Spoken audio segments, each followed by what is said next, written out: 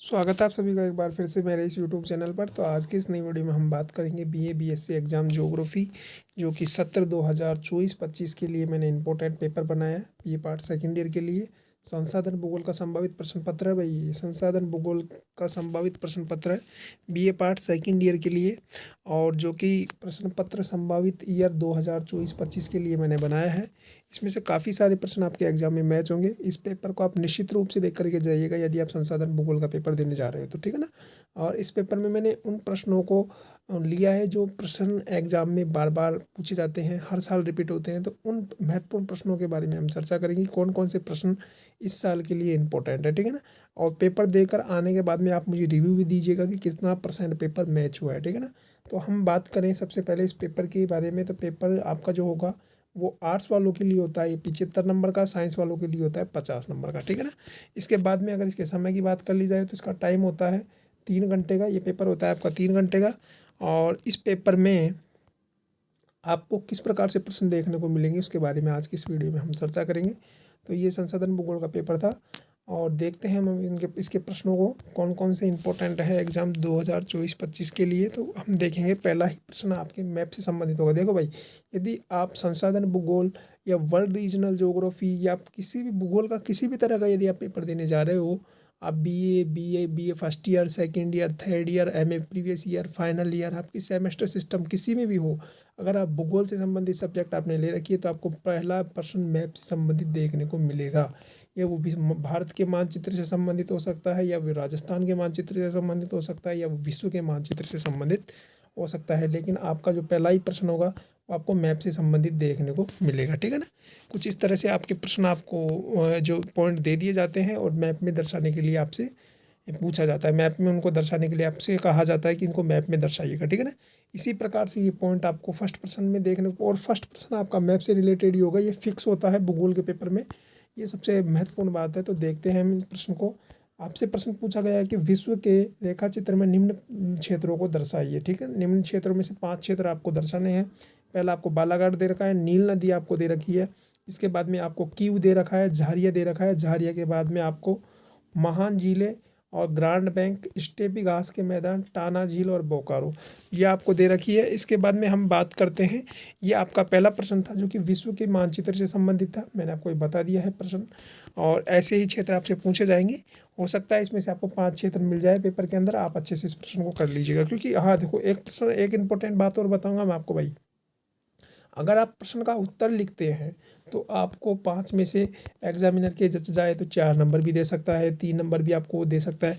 लेकिन यदि आप मैप का प्रश्न करते हैं, लेकिन यदि आप मैप का आंसर अगर आप दे करके आते हैं तो मैप में आपको हर पॉइंट दर्शाने के, यदि आपने पॉइंट सही दर्शाया है तो आपको पूरे नंबर मिलेंगे। कैसे नंबर मिलेंगे आपको पूरे नंबर मिलेंगे। मैप में ये फ़ायदा होता है। अब देखो, आप प्रश्न का उत्तर दोगे, यदि आप थ्योरेटिकल प्रश्न का उत्तर दोगे, यदि आप प्रश्न का उत्तर दोगे तो आपको नंबर मिलने के चांस 5 में से, अगर मान लो 5 नंबर का प्रश्न है तो आपको 3 ही नंबर देगा, 4 भी दे सकता है, हो सकता है पूरे 5 भी दे।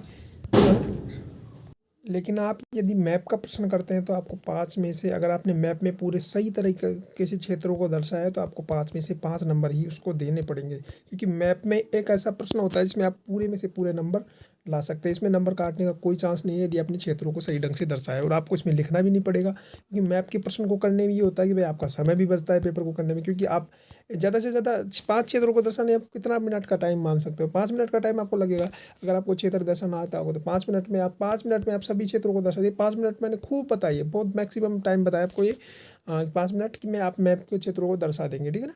और आपको लिखना भी नहीं पड़ेगा और आपको नंबर भी पूरे मिल जाएंगे। तो मैप के प्रश्न को करने का सबसे बड़ा फ़ायदा, नंबर लेने का सबसे बड़ा फ़ायदा ये है, ठीक है। इसके बाद में हम आगे चलते हैं छोटे प्रश्नों में। और ये जो प्रश्न दिए हैं, देखो भाई, ये प्रश्न आपके उसमें आपको एमसीक्यू टाइप में मिलेंगे, जिनको आपको ऑप्शन मिलेंगे ABCD, ठीक है ना। तो इन प्रश्नों को भी आप वहाँ देख लीजिएगा ऑप्शन में कौन सा क्या है, और आप उस हिसाब से उत्तर दे दीजिएगा, ठीक है ना। अब पहला ही प्रश्न इसका आप हो सकता है आपके कि भारत में कुल कितने जलवायु प्रदेश हैं। ये आपको बताना है कि भारत में कुल कितने जलवायु प्रदेश हैं। और इसके बाद में अगला प्रश्न आपके हो सकता है जापान का प्रमुख वस्त्र उत्पादक केंद्र कौन सा है। इसके बाद में विश्व में विश्व में सबसे अधिक मत्स्य उत्पादन देश कौन सा है और बाको किसके लिए प्रसिद्ध है, ठीक है ना। ये 4 प्रश्न आपके इस तरह से कुछ प्रश्न आपको एमसीक्यू टाइप में वहाँ मिलेंगे, जो कि प्रश्न नंबर संख्या 1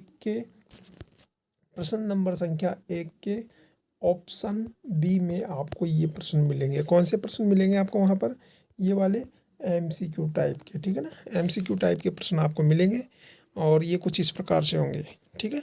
इसके बाद में हम चलते हैं सेक्शन ए की ओर। अब सेक्शन ए में बड़े जो मेजर नंबर वाले प्रश्न हैं उन्हीं को लेकर के मैं चर्चा करूंगा, बाकी छोटे प्रश्नों की चर्चा हमने ऊपर कर लिया।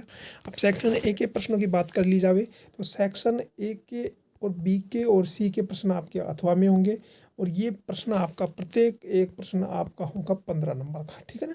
15 नंबर का होगा, और 15 नंबर अगर अन्य विषयों के संदर्भ में बात कर ली जाए तो ये प्रश्न आपका होता है 20 नंबर का। लेकिन भूगोल विषय के संदर्भ में, यदि भूगोल विषय के संदर्भ में बात करूँ, यदि भूगोल ज्योग्राफी विषय के संदर्भ में मैं बात करूँ, तो ये प्रश्न होता है आपके 15 नंबर का। कितने नंबर का, 15 नंबर का। तो 15 नंबर में आपके ये प्रश्न आते हैं, जो कि सेक्शन ए, बी और सी, सेक्शन कौन कौन से, ए, बी और सी में आपको मिलेंगे, ठीक है ना। अब हम इन प्रश्नों की चर्चा कर लेते हैं। तो इसमें आपका पहला ही प्रश्न है कि वन संसाधनों के वितरण का विवरण दो। वन संसाधनों के वितरण का विवरण दीजिए।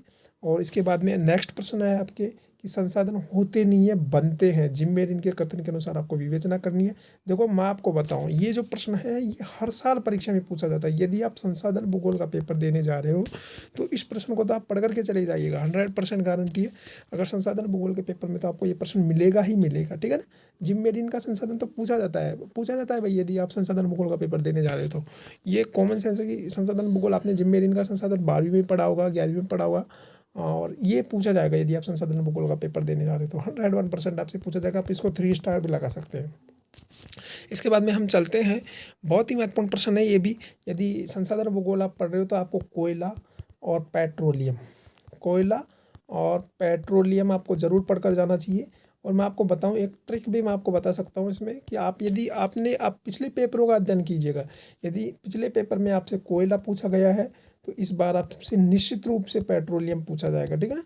पेट्रोलियम यदि पूछा गया है तो आपसे निश्चित रूप से कोयला पूछा जाएगा, दोनों में से एक पूछा जरूर जाता है। और ये पेपर मोस्टली ये पेपर संसाधन भूगोल का है। किसका है, संसाधन भूगोल का। तो संसाधन भूगोल के पेपर में तो कोयला पेट्रोलियम संसाधन के स्रोत हैं, तो ये तो पूछा ही जाएगा, ये तो बनता ही है प्रश्न। तो ये कोयला पेट्रोलियम को भी आप निश्चित रूप से देख करके जाइएगा। मैं तो कहूँगा आप कोयला को भी देख करके जाइएगा और आप पेट्रोलियम को भी आप देख करके जाइएगा, ठीक है ना।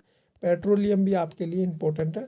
और यदि आप पेपर में देख लीजिएगा, इस साल के लिए पेट्रोलियम इंपॉर्टेंट है भाई। कोयले को भी आप देख लीजिएगा, कोयले का ऑप्शन भी आप मत छोड़िएगा, उसको भी आप देख करके चले जाइएगा। गलती से वो आ भी जाए तो आप कर तो दें, ठीक है ना। इसके बाद में हम चलते हैं, ये प्रश्न है आपके, पेट्रोलियम आधुनिक युग में उपयोगी खनिज है, और विस्तार से इसका वर्णन करना कि कहाँ कहाँ पेट्रोल मिलता है और कहाँ कहाँ। आप देख सकते हो पेट्रोल और कोयले के लिए आप क्षेत्रों के बारे में पढ़ लीजिएगा, थोड़ा थोड़ा सा आप 2-2 3-3 पॉइंट आप बना करके लिख सकते हैं, ठीक है ना। इसके बाद में हम चलते हैं सेक्शन बी की ओर। सेक्शन बी के प्रश्नों को लेकर के मैं चर्चा करूं तो आपके पहला प्रश्न है, कृषि प्रदेश को पराभाषित करते हुए बागाती कृषि की विवेचना। देखो बागाती कृषि आपको पढ़ करके जानी है। बागाती कृषि, जीवन निर्वहन कृषि, ये सारी कृषि आपको पढ़ के जानी है, ठीक है ना। कौन कौन सी कृषि होती है और उनके 2-2 3-3 पॉइंट आपको बनाने हैं। इसके बाद में नेक्स्ट प्रश्न पे अपन चर्चा करते हैं। तो नेक्स्ट प्रश्न है, विश्व में जनसंख्या के असमान वितरण कारकों को समझाए। कि विश्व में भाई कहाँ जनसंख्या ज़्यादा पाई जाती है, मैदानी भागों में ज़्यादा पाई जाती है, पठारी क्षेत्रों में कम जनसंख्या मिलती है, इसका क्या कारण है। तो इन क्षेत्रों के बारे में आपको बताना है। और जनसंख्या के सामने क्या क्या समस्याएं आती है, ग्रामीण जनसंख्या क्षेत्रों में क्या समस्याएं रहती है जनसंख्या की, शहरी क्षेत्रों में क्या समस्या है जनसंख्या को लेकर के, तो उनके बारे में आपको बताना है, ठीक है ना। इसके बाद में हम बात करें तो कृषि से संबंधित एक प्रश्न आपसे पूछा जा सकता है कि रबड़ कृषि की अनुकूल जलवायु, मृदा व आर्थिक दशाओं की विवेचना करनी है, ठीक है ना। ये भी प्रश्न आपसे बहुत इंपॉर्टेंट है, ये भी पूछा जा सकता है।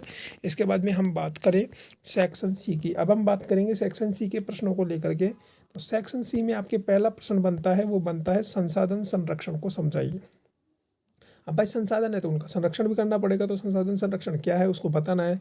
और जल संसाधन, अब जल भी एक संसाधन है, तो जल संसाधन के बारे में आपको से विस्तार से बात करनी है आपको, कि जल संसाधन के बारे में विस्तृत रूप से आपको बताना है कि उसका संरक्षण किस प्रकार से किया जाना चाहिए, ठीक है ना। प्रश्न ये कह रहा है तो इसका उत्तर भी आप दे सकते हैं। इसके बाद में अगला प्रश्न है, विश्व के संसाधन प्रदेशों को विभाजित करो और किसी एक का विस्तारपूर्वक वर्णन करो। विश्व में कौन कौन से संसाधन पाए जाते हैं उनको विभाजित करके किसी एक संसाधन प्रदेश का आपको विस्तार रूप से वर्णन करना है। ठीक है, इसके बाद में लास्ट जो प्रश्न मैंने आपको दिया है वो दिया है टिप्पणी करो।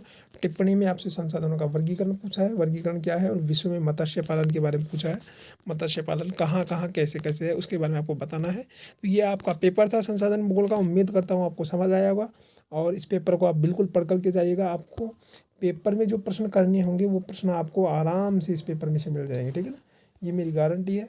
और इस पेपर को आप पढ़ करके जाइएगा और पेपर देख करके आने के बाद में मुझे रिव्यू भी दीजिएगा आप कि कितना % पेपर मैच हुआ है।